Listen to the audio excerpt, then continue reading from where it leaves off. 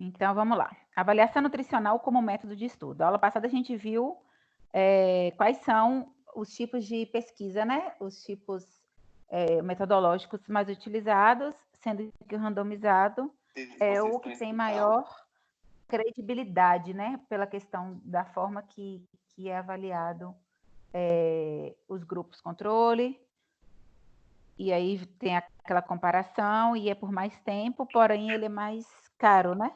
Demanda mais dinheiro para fazer mais tempo. Mas sempre que a gente for analisar, preferir um que foi randomizado. Então vamos lá, avaliação nutricional como método de estudo. Nós temos os marcadores antropométricos que a gente utiliza, né? Quais são, gente, os marcadores antropométricos utilizados por nós?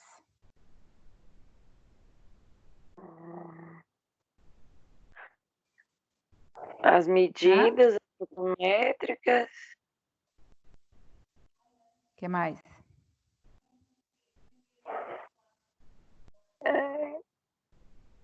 Peso, Só medida altura. Peso, altura, o que Peso, mais? altura. As prévias cutâneas. Certo. Mas Então, marcadores antropométricos, a gente utiliza na nossa avaliação nutricional e são métodos baratos, né? Baratos e fáceis de realizar. Circunferência da cintura quadril, relação cintura quadril, que vai nos dizer se é um fator de risco para doença cardiovascular ou não. IMC, altura e peso, que também a gente vai ver a classificação, né, do IMC e vai avaliar fator de risco ou não. As pregas cutâneas já é para medir porcentagem de gordura e porcentagem de massa magra, mas também pode ser utilizado dependendo do que a gente quer estudar, né? Então, marcadores antropométricos, durante a avaliação nutricional, ela é muito utilizada em estudos, né? Que quando a gente quer comprovar e comparar, por exemplo, se a gente quiser pegar um grupo de homens de 50 anos sedentários e provar que a relação cintura-quadril tem a ver com as doenças cardiovasculares, né? Vai ser um estudo longo de vários anos, comparando essa medida de circunferência cintura-quadril com a falta de atividade física, com alimentação desregulada, né? Aí durante tantos anos, X homens tiveram problema cardíaco. Qualquer um deles, seja AVC, seja infarto, seja óbito. Então vai ser prolongado, mas vai ser barato por quê? Porque a gente só vai utilizar basicamente fita métrica, né? Então é possível a gente realizar vários métodos de pesquisa utilizando os nossos marcadores do dia a dia. Na avaliação nutricional aplicada à pesquisa, existem 3 marcadores que são os mais utilizados. Marcadores antropométricos, né? Antropometria. Marcadores da composição corporal e marcadores bioquímicos, exames bioquímicos. Também é possível. Dependendo da patologia, dependendo do que a gente quer provar, os marcadores bioquímicos serão essenciais. Por exemplo, no diabetes, sem o marcador bioquímico, não tem como a gente analisar se a glicemia está diminuindo ou não, né? Se a insulina está aumentando ou não. Se a gente pegar uma população aí de crianças de uma creche, a gente quer saber anemia ferropriva. Sem o exame bioquímico, não tem como a gente medir a quantidade de ferro sérico. Então, o marcador bioquímico também pode ser utilizado e também é um método. Então, esses 3 citados, né, os marcadores antropométricos, são os mais adotados em estudos epidemiológicos, devido ao seu baixo custo, sua praticidade, sua simplicidade, sua reprodutibilidade. Além disso, são seguros e invasivos, né? É muito, muito tranquilo você pegar aí uma creche, pesar e medir todas as crianças, né? Pegar uma população aí de idosos e tirar a circunferência cintura-quadril. Não é invasivo. Fácil e barato. Então, através dos marcadores antropométricos, é possível estudar e acompanhar as variações das medidas físicas do corpo nas diferentes idades e nos diferentes níveis de nutrição, cujos objetivos nos estudos epidemiológicos são estudar o processo de crescimento e desenvolvimento de acordo com a faixa etária e o sexo, né? Eu acabei de dar um exemplo aqui, pode ser desde na creche, você quer acompanhar a alimentação da creche fornecida, como é que está o crescimento aí dessas crianças, como é que está o peso dessas crianças, o que seria aí uma sugestão para alterar nessa alimentação da creche.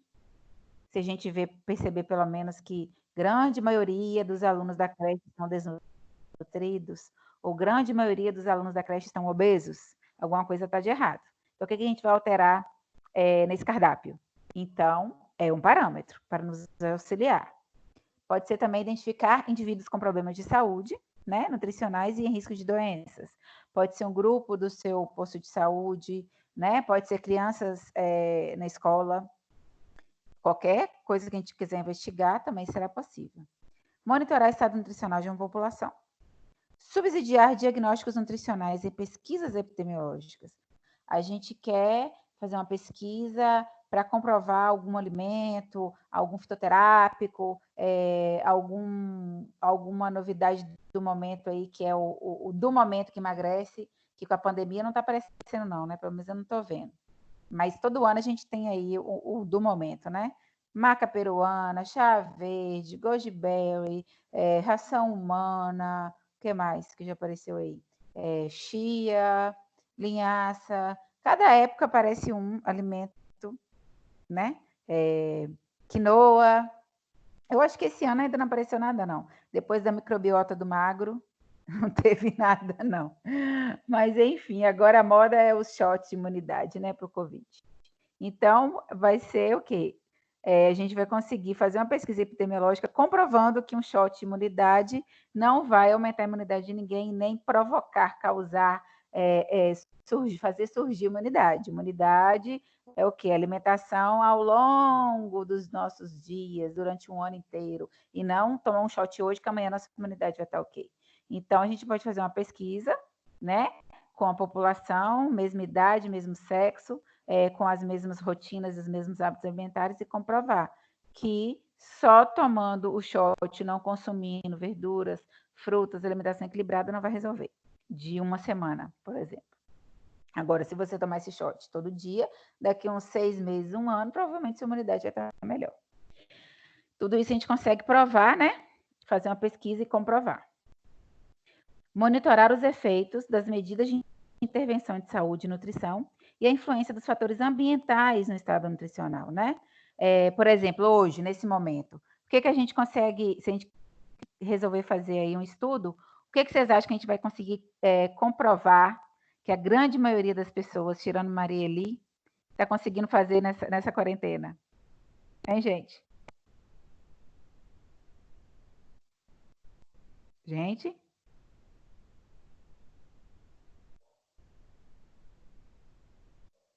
Gente, estão aí?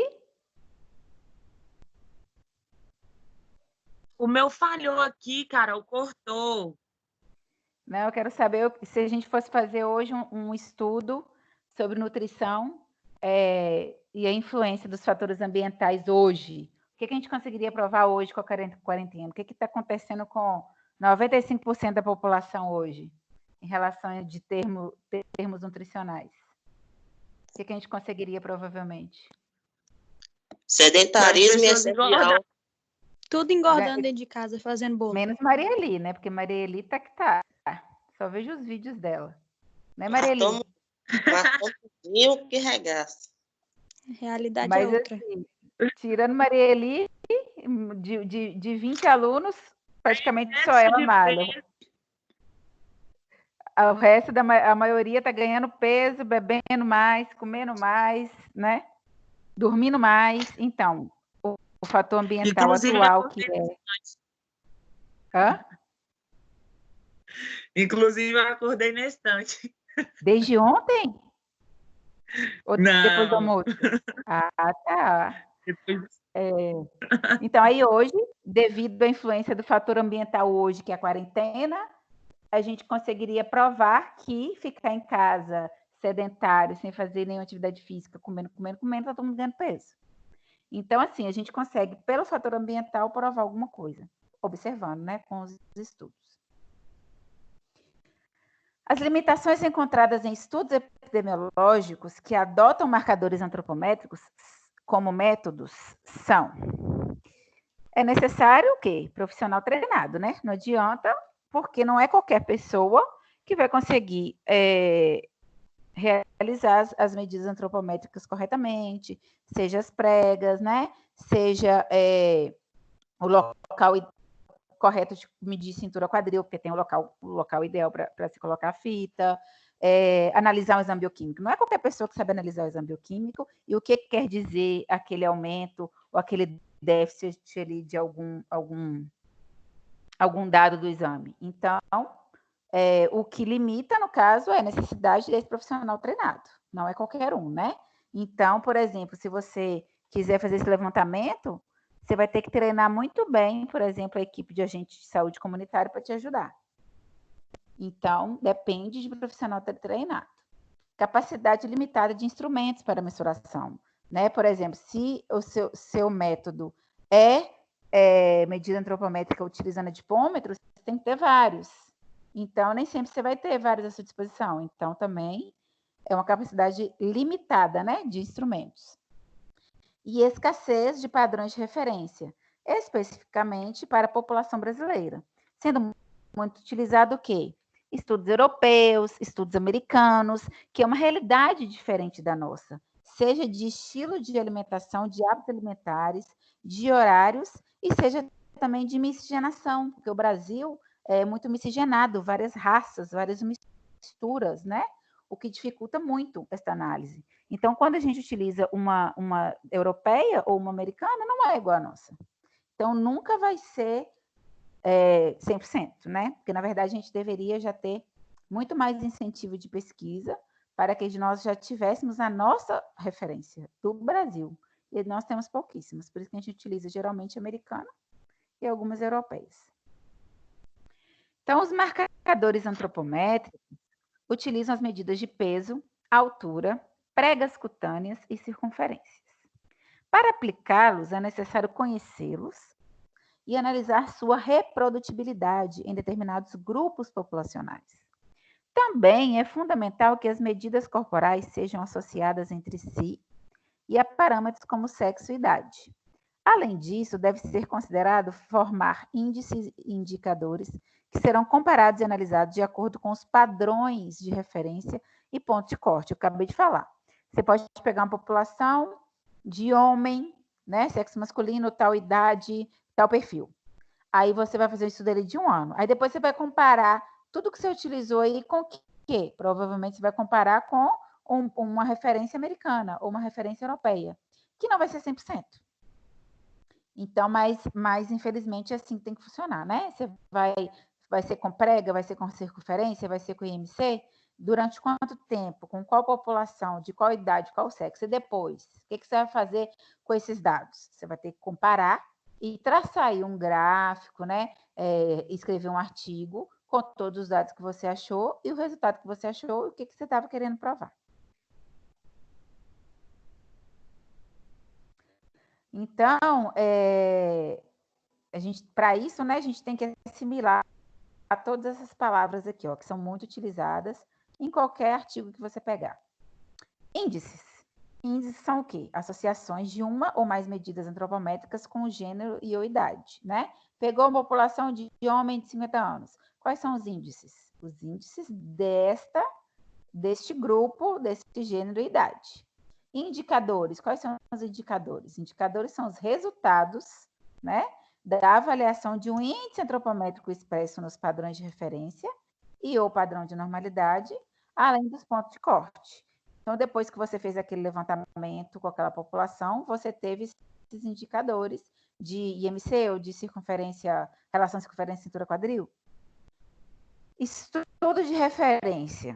É um estudo que agrupa indivíduos por idade e sexo para constituir uma comparação entre outros indivíduos ou população. Você quer comparar, por exemplo, um grupo de homens que sempre foram ativos, sempre fizeram academia, com um grupo de homens que nunca fizeram da mesma idade, né, do mesmo sexo. Então, são estudos de referência. São 2 grupos com alguns índices iguais, porém, um é sedentário, o outro é ativo. Padrão de referência. Meta, valor adequado. A gente quer provar o quê? Que o homem que a vida toda foi ativo, praticou atividade física, fazia academia, ele tem menos risco cardiovascular, ou ele tem menos risco de câncer de próstata, alguma coisa está querendo provar. Então, por isso que você vai pegar dois grupos, né, para provar isso. População de referência. Considera região e amostra no mínimo de 200 indivíduos em cada faixa etária e sexo, né? Então, essa população de referência seriam 200 homens de 50 anos que nunca praticaram atividade física versus 200 homens de 50 anos que sempre praticaram. E aí, os dados que você quer achar. Então, a escolha dos indicadores apropriados para avaliação do estado nutricional depende dos recursos disponíveis, faixa etária, condições de saúde do indivíduo, validade do indicador e da operacionalização. Por isso, os marcadores antropométricos mais indicados são peso, altura, para a gente achar o IMC, circunferências e dobras cutâneas, né? Que são rápidas, são baratas, e a gente consegue treinar quem vai nos auxiliar ali, seja estudante que está fazendo estágio, seja a equipe da Unidade Básica de Saúde, os agentes de saúde, pelo menos peso, altura e IMC circunferência ele vai conseguir tirar, talvez ele não consiga tirar as dobras, mas só nos auxiliando aí no peso, na altura e na circunferência, já é meio que caminho andado para a gente. Então, os mais indicados são esses, porque são fáceis, baratos e também fácil de treinar. Marcadores aí da nossa composição corporal.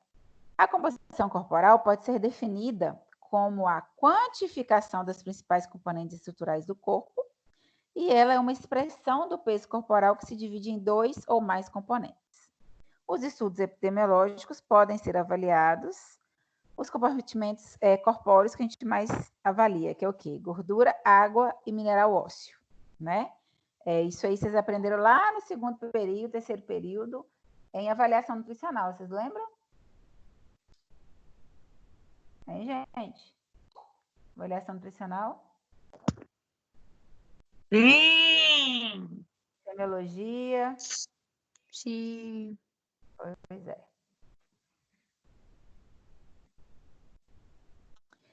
Os métodos mais precisos e que estimam as divisões diferentes de compartimentos são realizados em laboratórios, né? Que a gente considera técnica padrão ouro, só que é impossível de fazer porque é caríssimo, só tem algumas universidades do país, que é aquele tanque, né? Que não tem condições de utilizar, que pode ser por densidometria corporal, hidrometria e potássio 40. Só que no dia a dia a gente não utiliza isso aqui. Não tem como a gente utilizar a técnica padrão ouro, porque é só mesmo para pesquisa científica em algumas universidades. Então, a aplicação desses métodos é inviável, tendo em vista que os estudos epidemiológicos envolvem uma amostra representativa de uma população, né? Ou seja, são muitos indivíduos, no mínimo 200, que participam de estudo epidemiológico. É possível realizar composição corporal em estudos epidemiológicos através de métodos mais simples, que pode ser a bioimpedância elétrica e dobras cutâneas, por exemplo, né? De preferência, dobras cutâneas, que vai ser mais barato que bioimpedância, porque alguns aparelhos de bioimpedância são muito caros, né? Alguns precisam de internet, alguns precisam daquela bobina de papel para imprimir, alguns precisam dos eletrodos, que são caros. Então, a dobra cutânea ainda vai continuar sendo a mais barata, e inclusive nesse tipo de estudo até o melhor, porque a bioimpedância tem toda aquela rotina, né? Um dia antes, questão de inchaço, retenção de água, bebida alcoólica, mulher menstruada, tudo isso vai afetar a bioimpedância. Então, a dobra cutânea continua sendo a melhor e mais barata. As vantagens, quais são? Acabei de falar, né? É um bom marcador que estima a gordura subcutânea. A distribuição da gordura subcutânea e gordura corporal é semelhante entre indivíduos do mesmo sexo, e isso possibilita a padronização da técnica. As medidas de gordura subcutâneas nos mais variados pontos anatômicos possibilita a estimativa de gordura corporal total e é baixo custo, né? Se a gente utilizar todas as dobras, fizer todos aqueles cálculos, a gente vai ter uma como é que se diz? Quase o padrão ouro, né? A gente vai chegar bem próximo do ideal ali para poder estimar a quantidade de gordura, a quantidade de massa magra daquela pessoa, daquele grupo. Então, os valores das dobras são empregados em equações preditivas que estimam o percentual de gordura corporal total. Essas equações foram desenvolvidas em estudos com população estrangeira e em grupos populacionais específicos. Então, para que a gente utilize hoje aquelas fórmulas, para que a gente utilize hoje os locais, né, que a gente deve tirar tricipital, bicipital, escapular, da coxa, da panturrilha, não foi do nada. Foram anos e anos de estudo, né, através de pesquisas, né, epidemiológicas que foram utilizadas até chegar no consenso aí de qual seria a melhor fórmula, o melhor método e quais seriam os pontos. Por isso a importância da epidemiologia. Marcadores bioquímicos, né? Exames bioquímicos. Os marcadores bioquímicos são indicadores funcionais que estão relacionados com o metabolismo de nutrientes e sua ingestão, e também de nutrientes e sua ingestão, e também com condições clínicas investigadas. Dessa forma, eles sinalizam o estado nutricional, pois auxiliam no diagnóstico nutricional com mais precisão. Os marcadores bioquímicos são medidas objetivas de estado nutricional e estão sujeitas a vieses metodológicos para obtenção dos dados, desde que sejam seguidas as recomendações específicas. O que isso quer dizer, gente? A gente vai fazer um exame amanhã para saber a glicemia. O que a gente tem que fazer para que esse exame dê certo, para que não dê errado, para que esteja ok o resultado? Qual que é a primeira coisa que a gente tem que fazer? Ficar em jejum. Jejum. Justamente. Aí a pessoa não fez o jejum, correto? Vai dar alteração, né? Vai dar alteração, vai dar quase 200 a glicemia daquela pessoa. Então, o marcador bioquímico é muito bom, mas tem que tomar os devidos cuidados, né, que antecede aí as recomendações, senão vai ter alteração. Então, a interpretação dos dados, né, devem também seguir os valores de referência, por faixa etária e por sexo.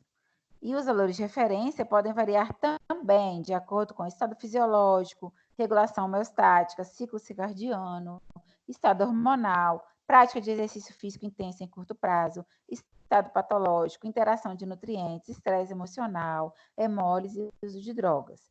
Então, quando você pega uma equipe, um grupo de pessoas, de no mínimo 200 pessoas, que você quer investigar alguma coisa, todos têm que ser orientados muito bem antes de fazer o exame bioquímico para não ter alterações, né? Porque qualquer uma dessas coisas que estiver acontecendo pode alterar o exame e vai acabar atrapalhando o resultado final da nossa pesquisa. Então, os marcadores bioquímicos são analisados com base na medição da atividade enzimática, medição da concentração de componentes específicos e na medição anormal de um metabólito específico. Para essas análises, são extraídas amostras de sangue, fezes e urina. O método de obtenção dos marcadores bioquímicos deve seguir um padrão em todas as etapas, que vai desde a coleta das amostras até a análise laboratorial. E outra coisa que é importante também, é que seja feito no mesmo laboratório, porque de um laboratório para o outro pode ter alguma alteração. E como a gente está fazendo uma pesquisa, necessariamente tem que ser no mesmo local.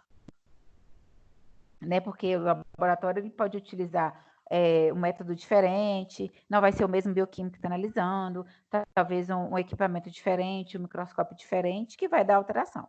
Então, de preferência, no mesmo local. Marcadores bioquímicos relacionados ao estado nutricional mais pesquisado, né? Quais são os que a gente mais solicita? Quais são os mais importantes para a gente poder aí avaliar, fazer uma dieta, mudar uma dieta? Vitaminas e minerais, como vitamina C, ferro, zinco, cobre, selênio, vitamina D, folato, vitamina E, retinol, riboflavina, peridoxina e tiamina. Lipídios e ácidos graxos, biomarcadores das doenças cardiovasculares e biomarcadores da osteoporose, né? Tudo isso vai ser o exame de sangue, o exame de urina, o exame de fezes. E aí, mais ou menos a cada 6 meses, vai ter um novo exame para avaliar se a alteração da dieta ou alguma suplementação fez efeito e corrigiu esse valor que estava abaixo ou estava acima, né? Lipídio, ácido graxo acima, dislipidemia, biomarcadores cardiovasculares acima, biomarcadores de osteoporose abaixo, vitamina D baixa, cálcio baixo, né? Então, tudo isso a gente vai avaliar depois de um tempo, depois da alteração da dieta, ou depois de alguma suplementação, se está dando certo ou não. Ok, gente? Perguntas? Ok. Então, vamos lá. Tão falada hoje vitamina D com corona, né? A vitamina D, inclusive, não sei se vocês seguem, é o marido da Ivete? Alguém segue ele? Daniel? Ele ia fazer uma live hoje sobre vitamina D. Não sei se já teve. Justamente essa semana aí, vitamina D com o corona, né? Com essa questão da imunidade. Deixa eu ver aqui rapidinho. Ah, ele já fez. Já tá no GTV dele. Depois vocês assistam. A importância da vitamina D para a nossa imunidade. Então, a vitamina D está relacionada à saúde dos ossos e a deficiência dessa vitamina pode provocar doenças como osteomalácia, raquitismo e a osteoporose. Hoje, já é compreendido que a vitamina D é indispensável para a regulação de sistemas e órgãos, incluindo o sistema cardiovascular. Além dos males citados, a sua deficiência pode ocasionar hipertrofia e aumento de cavidades cardíacas, piora da função sistólica, aumento da matriz extracelular, alterações no metabolismo energético e estresse oxidativo. Por isso, a redução dos níveis séricos está associado à elevação do risco cardiovascular. Então, com isso tudo que a deficiência da vitamina D causa, nós podemos considerar que a carência de vitamina D é um transtorno de saúde pública ou não? O que vocês acham?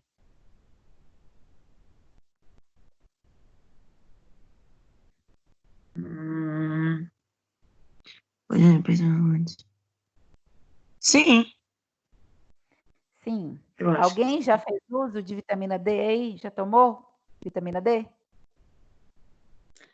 Mas, na verdade, a vitamina D ela é sintetizada no nosso organismo, né? Sim, a gente precisa do sol, né? Para ativar E alimentação. a síntese dela. Então, assim, se Sim. for E alimentação. tomar ou suplementar a vitamina D, não vai ter muito efeito, vai? Não, então o que acontece? Hoje em dia, por conta do câncer de pele, né? E da divulgação do câncer de pele, da importância de não tomar sol nos horários, né, mais forte, e ter que usar protetor solar, camisa, chapéu, boné, tudo com proteção, muitas pessoas, até aquelas que trabalham mesmo em roça hoje, quem trabalha aí até no eucalipto ganha da empresa. A proteção ganha o protetor solar. Então, por mais que as pessoas se exponham ao sol no dia a dia, ela não consegue sintetizar a vitamina D. Só quando você está de férias, pegando sol realmente na piscina, tomando sol. Que é o quê? Uma minoria da minoria que faz isso, né? Você faz isso uma vez no ano, olha lá. A grande maioria que não mora em beira de praia faz isso muito raramente. Então, a tendência é cada vez mais a gente parar de tomar sol, por conta do câncer de pele, mancha de pele, envelhecimento, tudo que o sol em excesso causa. Então, mesmo que a gente se alimente, né, com os alimentos fonte, mesmo assim a gente pode ter uma deficiência. Aí, toda vez que geralmente você faz exame de sangue, vai dar deficiência. Gente, uma caixinha. Toda vez que eu faço, dá, porque eu tenho melasma, né? Eu tomo o comprimido de protetor solar oral, 7 da manhã e 1 da tarde, e passo protetor, e evito ficar no sol. Então, assim, eu não sintetizo mesmo. E a grande maioria das pessoas fazem isso. Uma caixinha, que são 10 comprimidos de vitamina D, que você toma um por semana, é uma média de R$180. Então, é muito caro. É muito caro. Então, realmente, é um transtorno para a saúde pública que pode ocasionar várias complicações. Porém, se o SUS, se as escolas, né, ou se o PSF for distribuir vitamina D, é muito caro. Então, assim, é melhor entrar com a informação de pegar o sol da manhã, o sol depois das 16 horas, né? Quais são os alimentos fonte. Então, é muito melhor divulgar, fazer campanha, do que simplesmente sair suplementando uma coisa tão cara. E que se você continuar não tendo os devidos cuidados, pegar o sol que deve pegar por 15 minutos, e os alimentos, não vai adiantar. Toda vez que você fizer, vai dar deficiência. Então, vai ser eternamente ali essa suplementação caríssima para o governo, sendo que a gente conseguiria simplesmente com a exposição ao sol da forma correta e a alimentação correta. Ok? Ok. Concordam? Ok, entendi. Ok, prof. Porque fica muito caro, fica inviável, né? Uhum.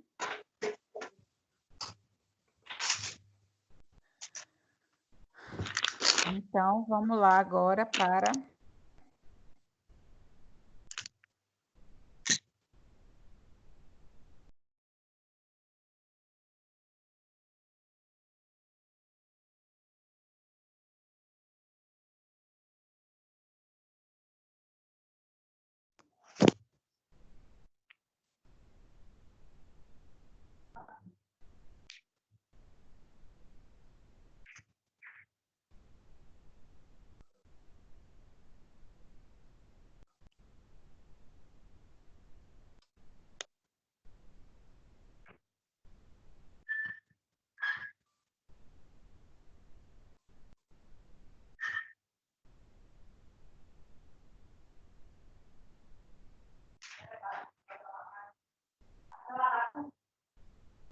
Tá aparecendo, gente?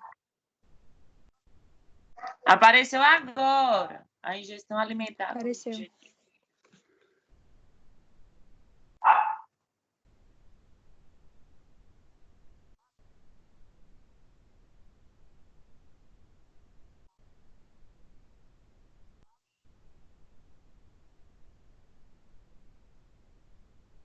Então, vamos lá. Unidade 3, seção 3. Ingestão alimentar como objeto de estudo. O que é que vocês pensam sobre isso? Como que é possível a gente fazer um estudo através da ingestão alimentar? Quais são os métodos que a gente geralmente utiliza?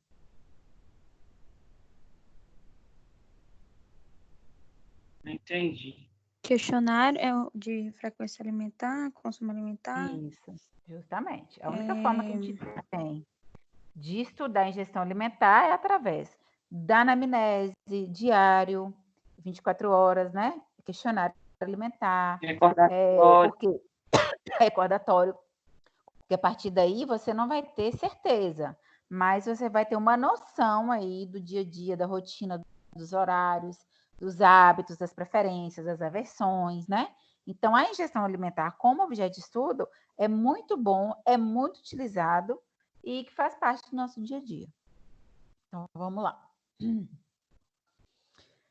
Esse tem sido um grande desafio para os estudantes de nutrição e profissionais que muitas vezes têm dificuldade em aplicar os métodos de investigação do consumo alimentar, interpretar e analisar esses dados dietéticos. Por quê?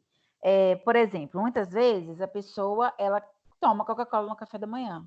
Ela não vai colocar que ela toma no café da manhã, ela pode ter que colocar que ela toma Coca-Cola durante o dia, mas não quer dizer que ela vai ser tão fidedigna de falar que é de manhã. A pessoa pode falar que ela come lasanha ou come pizza. Na realidade, ela come uma inteira sozinha, mas ela pode falar que ela come 2 pedaços. Então, muitas vezes, nunca vai ser fidedigno, né? É difícil a gente interpretar logo de cara, porque você tem que conhecer, tem que conversar, tem que deixar esse paciente à vontade para te contar, né? Ele tem que ter certeza que você não vai julgar.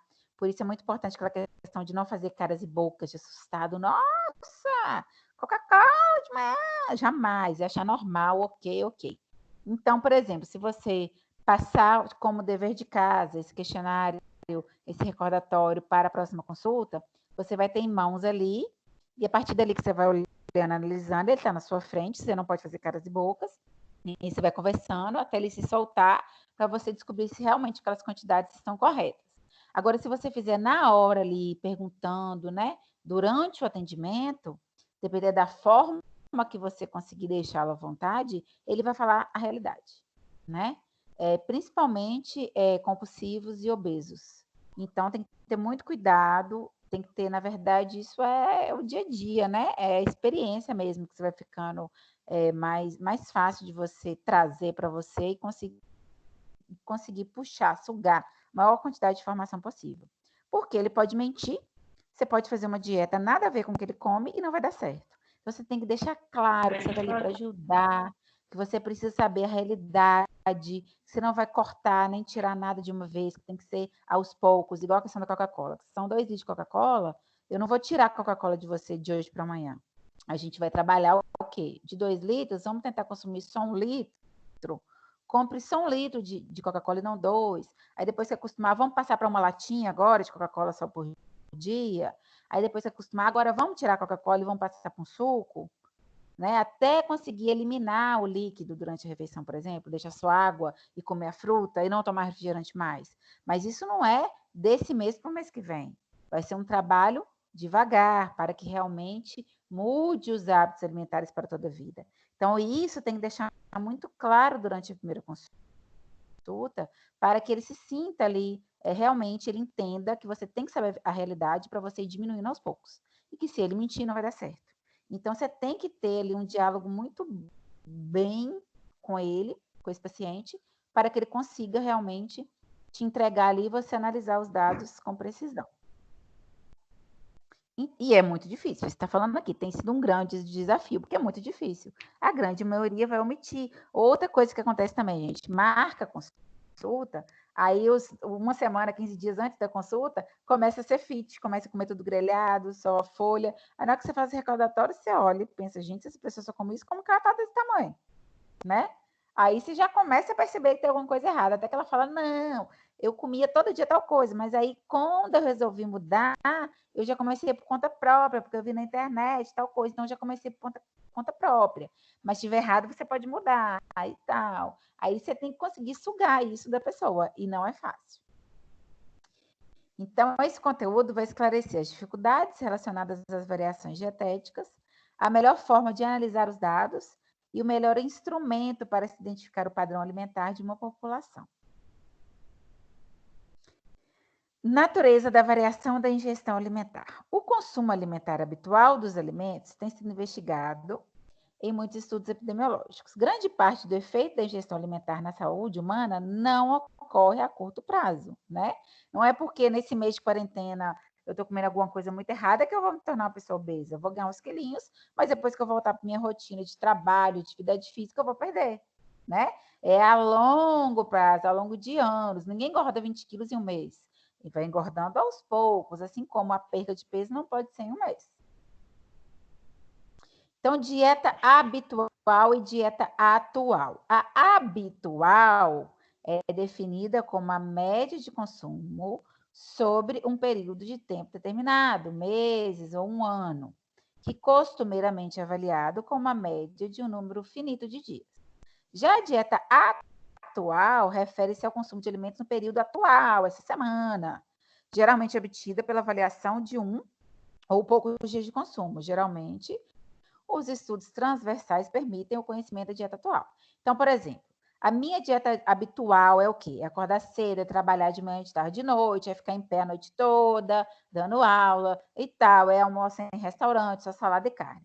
Qual que está sendo o atual? A atual está sendo em casa, acordando meio-dia, tomando café, aí só almoça 3, 4 horas da tarde, aí janta meia-noite, 1 hora da manhã, aí dorme de novo lá para as 3 da manhã, então está tudo errado. Então, a atual hoje, da grande maioria das pessoas, não tem nada a ver com a habitual. E não quer dizer que a atual vai fazer essa pessoa tornar obesa pro resto da vida, não. Ela tem consciência que ela está ganhando peso, ela tenta até maneirar, mas tem hora que não consegue, final de semana chegando, esse friozinho que está fazendo hoje, né? Tenho certeza aí que quem não vai beber está pensando já logo num caldo, num negócio bem calórico, numa sopa. Então, assim, é isso aqui que está alterando, atual e não habitual. Então, a gente sempre tem que ter em mente isso quando a gente vai fazer a primeira consulta, né? Qual que é a sua rotina normalmente? Porque normalmente ela come muito. Tem uma semana que ela resolveu procurar um nutricionista e aí, atualmente, nessa última semana, ela está comendo só folha. Mas o habitual dela não é isso. O habitual dela é feijoada, é rabada. Só que como ela resolveu, ela já começou por conta própria tentar mudar. Então, a gente tem que saber muito bem essa diferença de habitual para atual. Ok, gente? Perguntas? Ok. Então, a maior limitação Não. dos estudos epidemiológicos que investigam a relação entre dieta e doença tem sido a dificuldade de mensurar a dieta habitual de indivíduos de forma acurada e precisa. Beaton, em 94, afirmou que o consumo dietético não pode ser estimado sem erro e provavelmente nunca será. Por exemplo, se você coloca ali na dieta 3 colheres de sopa de arroz, depende, pode ser rasa, pode ser cheia, tem umas colheres de sopa que são muito maiores que outras, dependendo da marca. Então, nunca vai ser estimado. Vai ser estimado, nunca vai ser exato, né? Por mais que a pessoa tente. Só se ela tiver uma balança e pesar tudo a todo momento. Aí sim, mas quase ninguém vai fazer isso. Então, considerando-se essa afirmativa, impõe-se o entendimento do erro como um conceito estatístico e não no sentido de equívoco na coleta de dados. De fato, é reconhecido que a mensuração da dieta habitual dos indivíduos está sujeita a erros aleatórios e sistemáticos. Também se deve notar que os indivíduos possuem características intrínsecas, tais como preferência, hábitos e escolhas, né? Então, o principal que a gente tem que observar são esses 3 últimos aqui. Preferência, hábito, escolha, aversão. A pessoa te fala assim, eu não suporto peixe. Você vai lá e coloca peixe na dieta da pessoa 2 vezes na semana. Então, a variabilidade da ingestão diária de um indivíduo é chamada de variação intrapessoal. A variação interpessoal está na diferença entre a ingestão habitual entre os indivíduos, que pode oferecer influência do sexo, faixa etária e renda, por exemplo, né? Hoje, a maioria das blogueiras, dessas receitas gourmet, tem o quê? Aspargo. Quantas pessoas na Bahia, no extremo sul da Bahia, na nossa região, já comeram aspargo na vida? Quantas pessoas vocês acham? Quantas pessoas na nossa região têm condições de comprar aspargo? Todo supermercado tem aspargo? Toda feira livre tem aspargo? Todo mundo tem um quintal que ele planta aspargo? Então, assim, é fora da realidade, entendeu? E isso é uma variação interpessoal. Tem algumas poucas pessoas que consomem, que compram, que gostam. A grande maioria nunca nem viu, né? Sendo que, por exemplo, seria muito melhor você avaliar uma injeção de couve, que quase todo mundo tem no quintal, uma injeção de tomate, uma injeção de salada de alface tomate, que é o habitual, que quase todo mundo consome. Então, é por isso que vai variar. Faixa etária, renda, né? Gosto, preferência, principalmente faixa etária e renda. Faixa etária, gente, porque criança é completamente diferente do adulto, que é completamente diferente do idoso. Faixa etária influencia muito também. Então, obter de forma acurada e precisa a ingestão habitual de alimentos em estudos epidemiológicos não é fácil, pois pode existir subestimação da ingestão alimentar.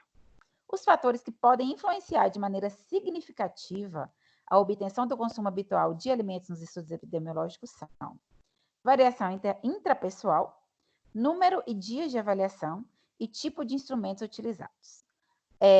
Variação, né, de uma pessoa para outra, números e dias de avaliação, que quanto mais dias você conseguir, melhor, você vai ter uma comparação maior, né? E evitar o final de semana, porque geralmente o final de semana é exceção e é completamente diferente da segunda, da terça e da quarta. Sempre tentar fazer segunda, quarta e sábado, por exemplo, porque aí você vai pegar a segunda, que é a restrição total, a quarta, que já está começando a querer enfiar o pé na jaca, e o sábado, que já enfiou inteiro na jaca. Então, você vai fazer essa comparação aí. Até onde você pode restringir, o que você tem que manter. Então, é muito importante variar esses dias. Então, com relação aos instrumentos utilizados em pesquisas epidemiológicas para investigar o consumo alimentar, a gente pode citar registro alimentar, recordatório e o questionário de frequência alimentar. São os mais utilizados. As medidas mais acuradas são obtidas pelos métodos de registro alimentar diário e o recordatório 24 horas. Esses métodos, além de se basearem na memória recente do indivíduo, têm as respostas abertas, o que permite a obtenção de um quadro mais detalhado. Porque o questionário eles só vão marcar, né? Agora, se você entregar o papelzinho lá, café da manhã, almoço, ele vai escrever quanto foi direitinho. Que é até melhor do que recordar o que comeu ontem, que muitos, dependendo da idade, não vão conseguir lembrar mais. Ingestão energética total na análise dos dados, né? A necessidade estimada de energia é definida como o valor médio da ingestão de nutrientes que vem do consumo de alimentos para a manutenção do balanço energético de acordo com idade, sexo, peso, altura, atividade física. A necessidade estimada de energia foi calculada com base na predição do gasto energético total medido pela técnica da água duplamente marcada. Hoje em dia a gente utiliza o quê? 2.000 calorias para um adulto saudável. Essas 2.000 calorias não foi tirada de trás da orelha, foram muitos e muitos estudos, né? Então, na avaliação da adequação da ingestão de energia, tanto para indivíduos quanto para grupos de indivíduos, deve ser levado em consideração o peso corporal. O peso corporal é considerado um marcador biológico de equilíbrio entre a ingestão e o valor calórico, né? Qualquer fórmula que a gente for calcular o TMB e o JET vai pedir peso, altura, idade e sexo, né? Então, vai ser o principal. Então, para analisar a ingestão dos macronutrientes, né? Ou seja, nutrientes que fornecem energia, carboidrato, proteína e lipídio, é necessário estabelecer o valor de referência. E onde estão esses valores de referências? Nos DRIs, né? A recomendação diária de ingestão, que é americana, que nós não temos uma brasileira, que são um conjunto de 4 valores de referência, que correspondem à estimativa quantitativa, né? Quantidade de ingestão de nutrientes, e são estabelecidas para serem utilizadas no planejamento e na avaliação das dietas, né? A gente sempre tem que lembrar de, no final da nossa dieta, a gente vê lá a quantidade de macro, de micro, se está dentro da recomendação de ingestão diária, para não faltar e não ultrapassar. Então, para estudos epidemiológicos que investigam o consumo habitual, a gente deve considerar o quê?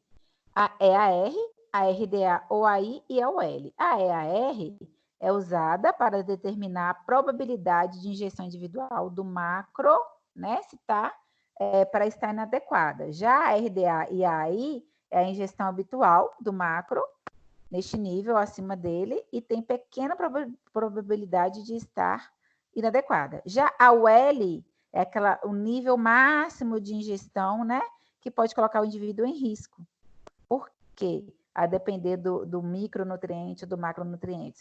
Se ela está ultrapassando, ela pode desenvolver alguma patologia.